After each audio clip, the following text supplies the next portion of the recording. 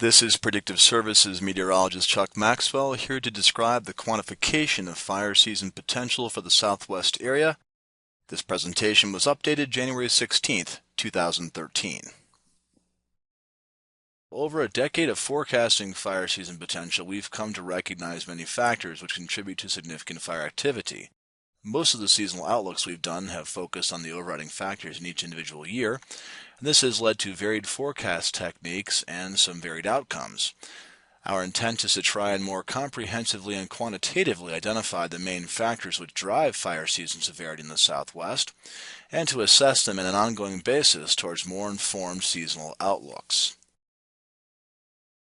So the main factors for seasonal fire potential we've come up with here are drought, fine fuels condition, seasonal temperature and precipitation, spring and early summer weather patterns, and the monsoon.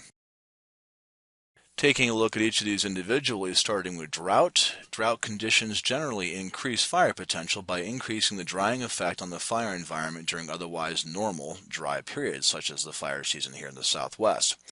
During drought conditions, fuel moisture values will typically run below normal, and higher temperatures and lower relative humidity values will be observed during fire season.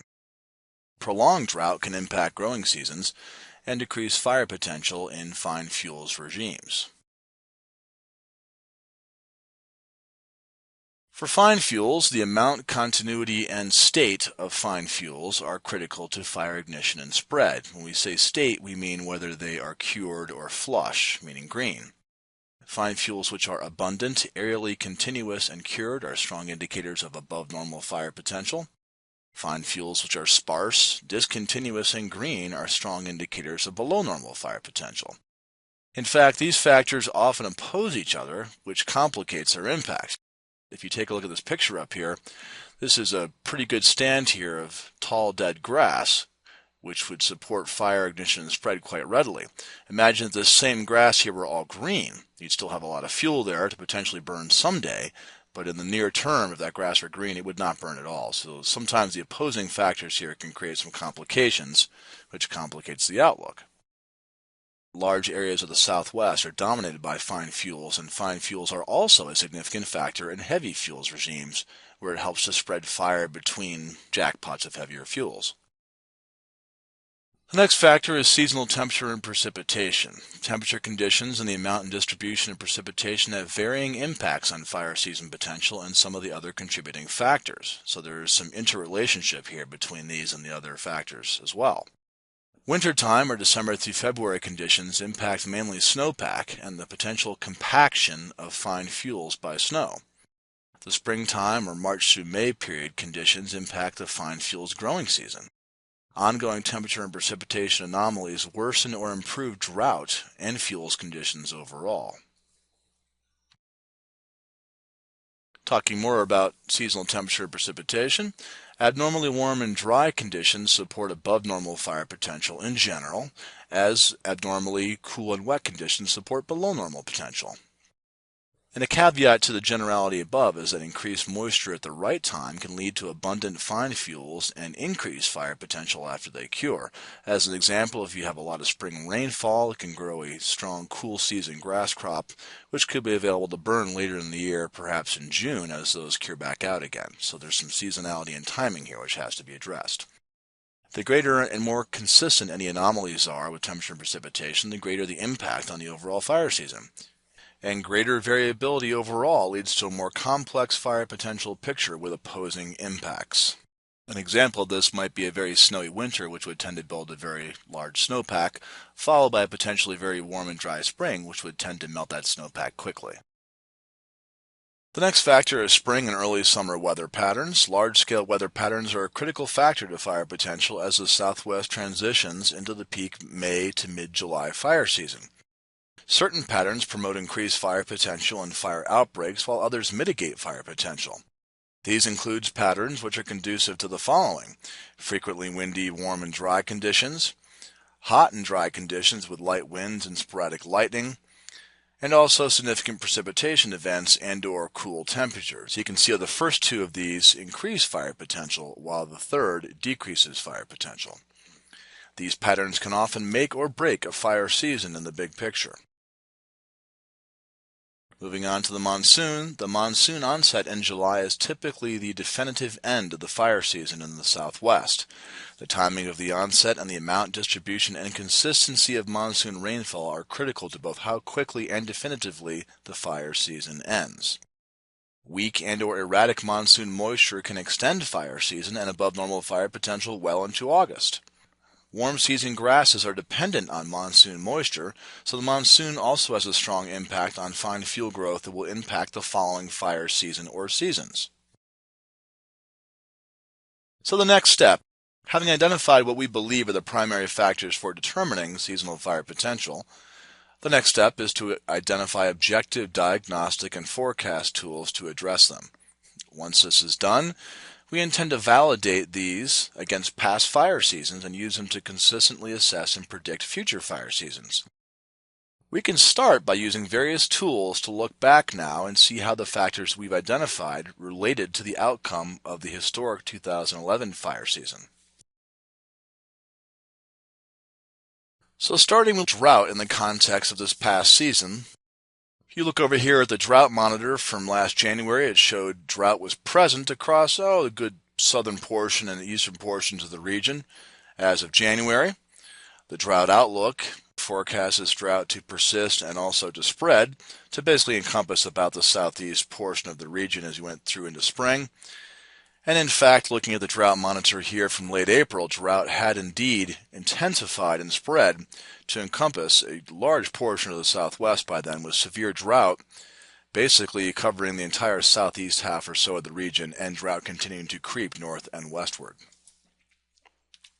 In considering the fire season 2011 and the fine fuels, carryover fine fuels from prior wet years led to fairly abundant and continuous fine fuels across the eastern two-thirds of the area.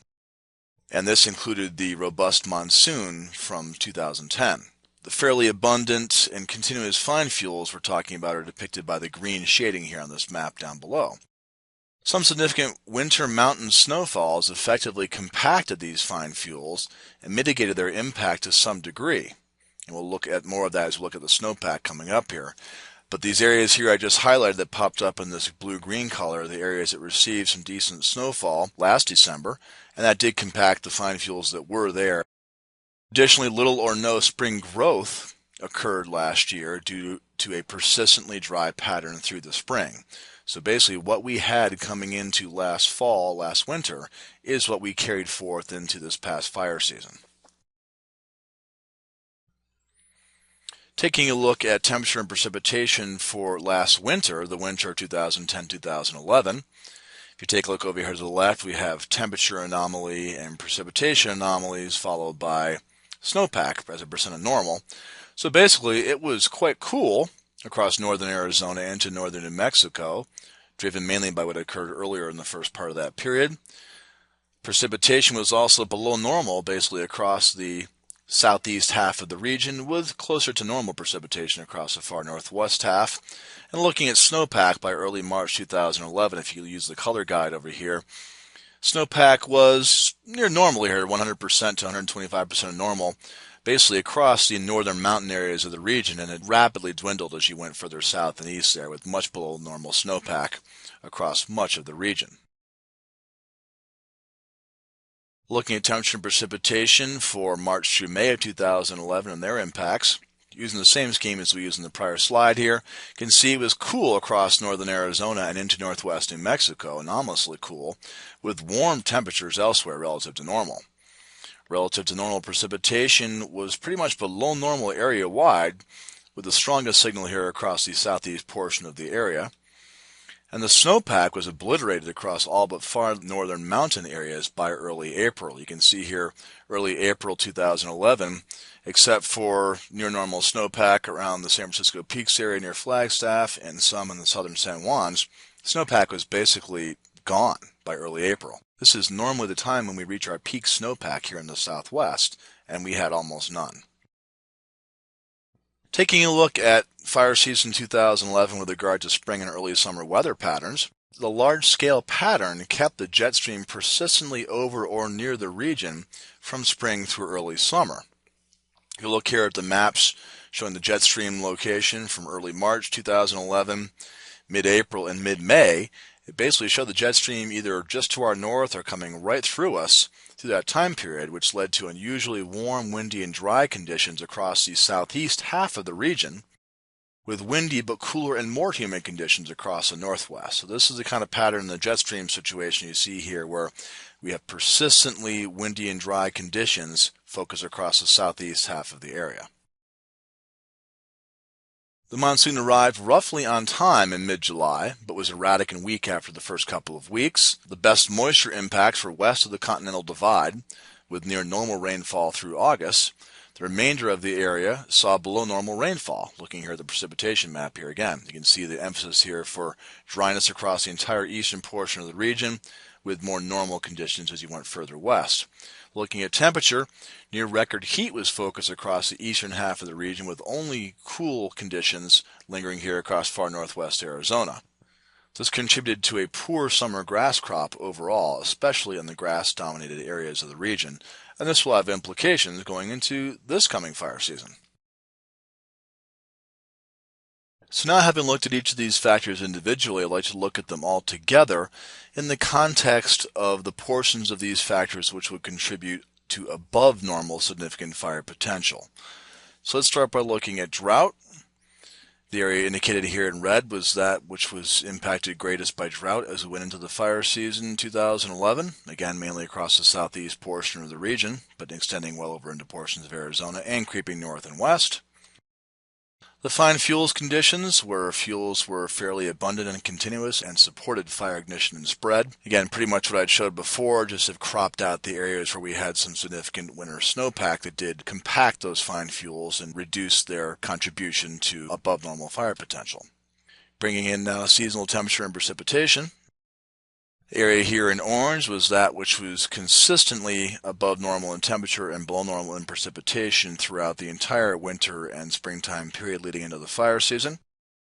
Looking at the impacts of the actual spring and early summer weather patterns there in blue, very similar with the jet stream up here to the north and dipping down in the parts of northwest Arizona. This portion of the region was consistently battered by windy and dry conditions. In fact, one of the windiest springs that anybody can recall. Bring in the monsoon. The area in yellow here was that which saw below normal precipitation and hot temperatures above normal temperatures through July and into August, whereas areas further west saw some better monsoon impacts. Pretty convenient here, that's why we use 2011 as an example.